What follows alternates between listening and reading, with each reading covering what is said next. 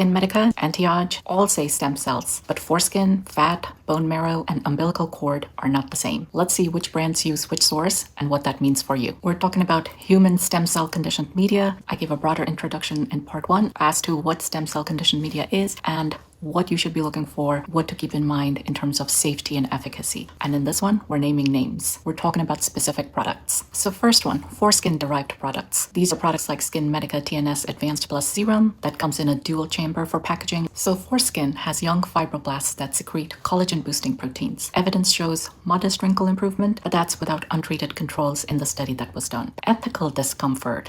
Do you really want a product that takes baby's foreskin, for example? That's usually the bigger concern for users. Next one, adipose-derived products. Adipose-derived stem cells secrete diverse repair proteins and they're easier to scale. The strongest evidence for these types to benefit you is post-procedure use, especially microneedling. This is usually collected from donors that are undergoing liposuction, for example. So donors can vary and donor variability affects potency. Next is bone marrow-derived products. Bone marrow stem cells are multipotent cells. They secrete immune-regulating proteins, and independent evidence of them working on your skin is kind of limited. Also, each person's bone marrow is going to be different, so donor variability in these products is high. Now, immune signaling raises theoretical risks, especially in autoimmune patients, so please keep that in mind. And then there's the new kid on the block, umbilical cord-derived products.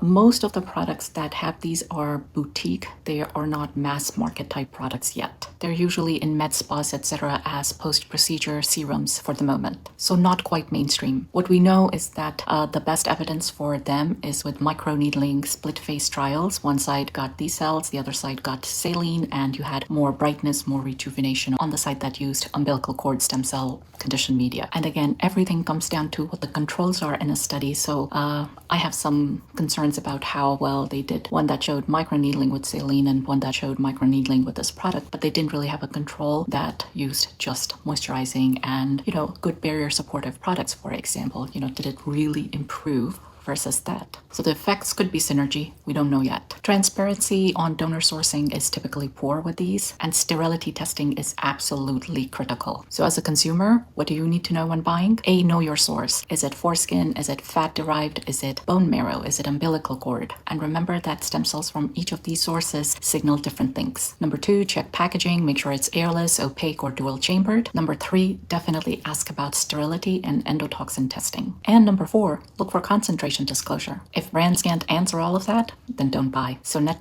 not all stem cell serums are created equal. Each brand uses a different source, a different playbook, and it can mean different potency. In the next video, we'll move into animal stem cells, including that red deer stem cell serum. Follow, like, and save so you don't miss what's coming up.